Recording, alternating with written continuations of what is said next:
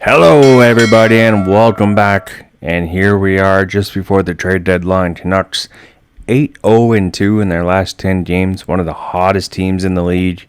And Demko looking for another Vezina. So we're going to see if we can lock him up here before the deadline. So I just don't know if he hits open market, we're going to be able to re-sign him.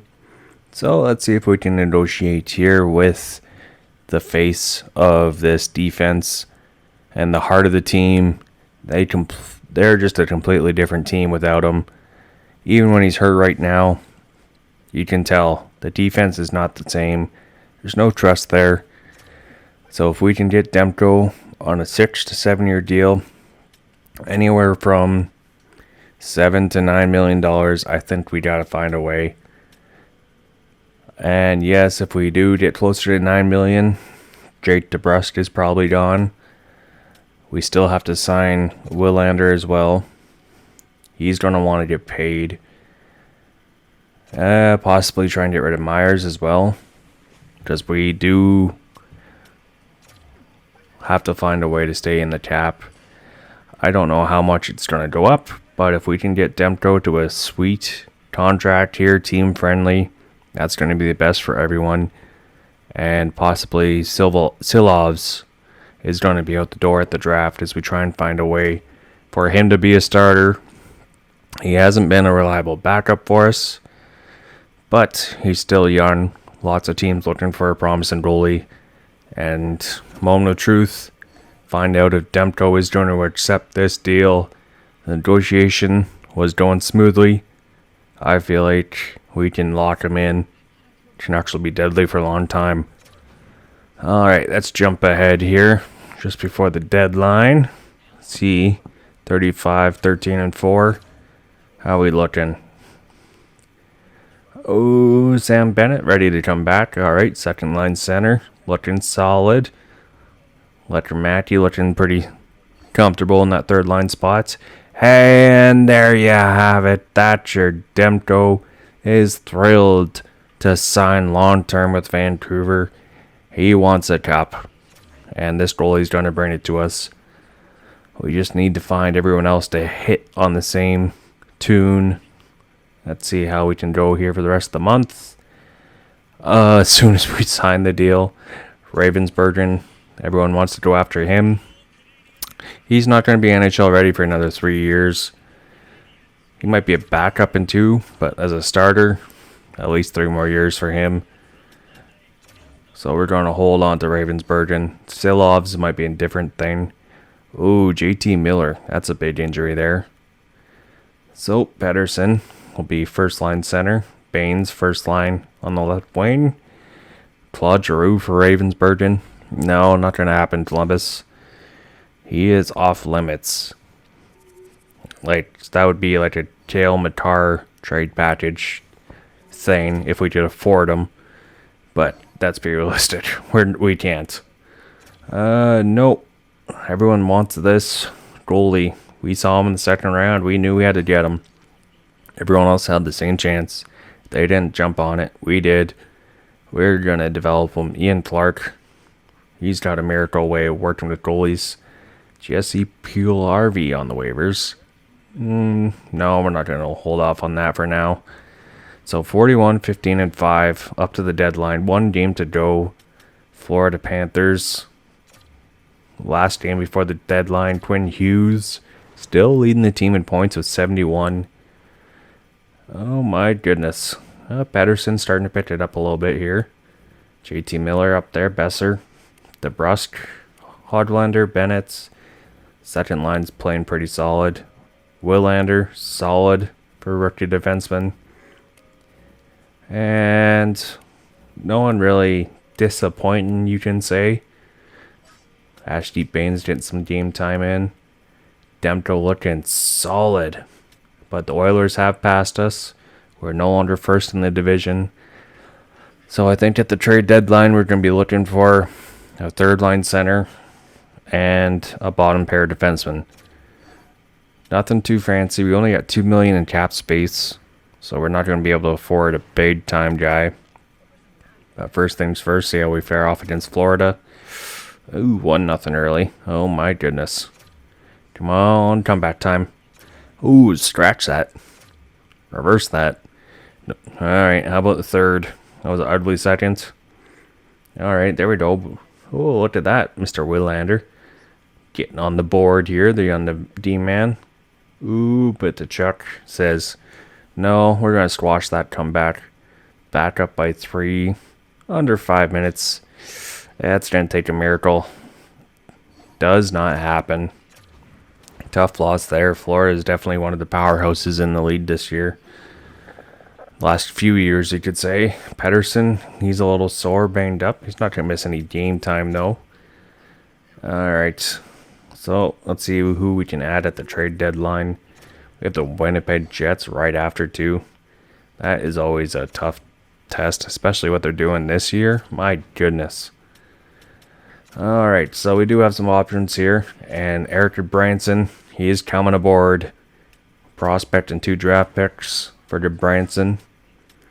And we are going to go after a veteran center who's had tons of playoff experience, Adam Henrique. 2 prospects and a future second round pick. And looking at the trade deadline, how it went for the rest of the league, I'm pretty solid actually with how it turned out.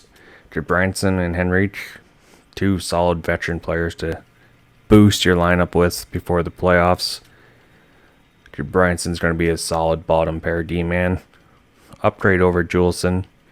I know Juleson's a little bit of a fan favorite, but he does make a little bit too many more mistakes than Branson.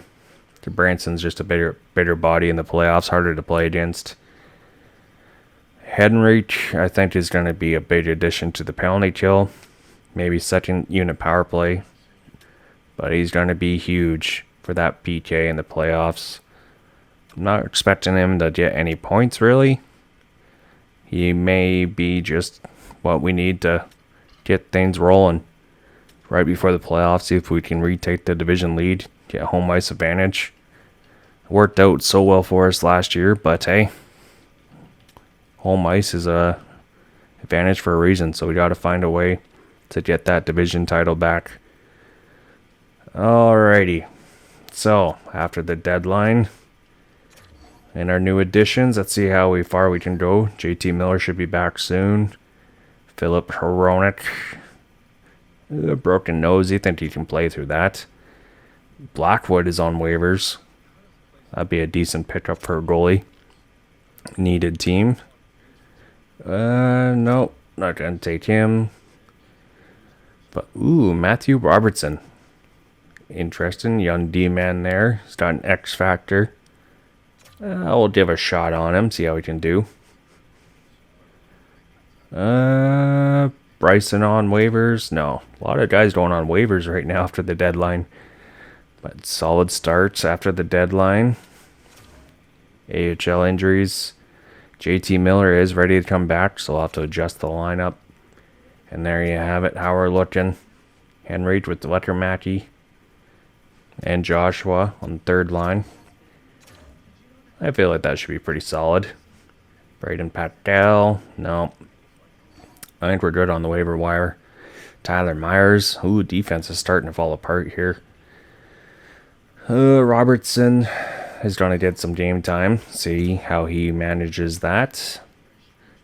Chains, that's a big win there. Come on, I just don't want to end the year on a big losing streak here. Can we get to 50 wins? Big win against Colorado. AHL, get your stuff together there. Connor Carrick, that's alright. He's just the 7th D-man. Hronek is back, so we'll adjust that. Lettermacki, he's hurt. Looks like he's going to be out just before the playoffs start. Chicago, nice win. 47-22-5, solid. So Hronek is back. Dewar's in for Lettermacki. Come on. Alright, we got 48 wins.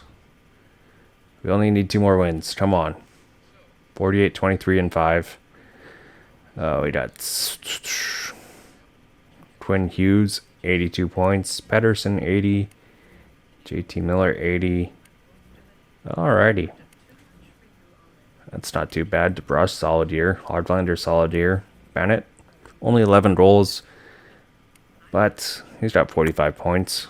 Won't complain. Henrich, Hronek, Lettermatty, with his injury, unfortunately, he's not going to get 20 goals in his rookie year. Demko, still looking solid. Silov's is dropping his stats a little bit, but not really NHL caliber. Not what you want to see. Myers, almost ready to come back. Alright, 49 wins. Cole McWard, fix that quickly. Anaheim, that should be a win. No, jinxed it. But we get 50 against San Jose. Pedersen, he's hurt. Oh, that is just nuts. Right before the playoffs. Are you kidding me? So we finished 51, 25, and 6 in year 2 of this franchise regular season. And with the injuries we had, this team and the depth prevailed. So it looks like we're going to be facing the Canes in round 1, which the Canes are never a good matchup for Vancouver in the playoffs for some reason. So hopefully they can find a way to break through. But I think in the history, Vancouver and LA in the playoffs, it's pretty much one-sided. Henry, he had 10 points, 20 games, third liner. Not too bad. Alright, we'll take that. Yes, we did get 2 prospects in the second round pick, but he's just a rental. Kind of helping us out. Another boost for the playoffs. Lettermatty, I think if he gets more playing time next year, he's going to be an all-star. And you got Sherwood, Dewar. I think Dewar is going to be replacing Danton Heinen next year. Jeff Branson's just a rental. Baines, possibly more playing time next season. Demko, I think he's got another Vezina in him. That was huge. I'd be surprised if he doesn't win it, honestly. Quinn Hughes at 90 points again from the blue line. He didn't win the Norris last year, so I'm thinking Makar's got more points again, but I don't know. It's always going to be the topic. Hughes and Makar. You're going to hear that for another 10 or 15 years. So Oilers win the division. We lose it by 4 points, and we got the Kings in the playoffs, it looks like. Calgary made a wild card spot. Interesting. Alright, that's going to take a look here and see what the playoff bracket looks like. So you got Nashville, Utah, Winnipeg, Colorado, Vancouver, LA, Edmonton, Calgary, Carolina, New Jersey, Pittsburgh, New York, Florida, Montreal, and Toronto and Boston. Once again, the Maple Leafs just can't escape Beantown, even in NHL25. Until next time, we will see you guys in the playoffs. Bye, everybody. Peace.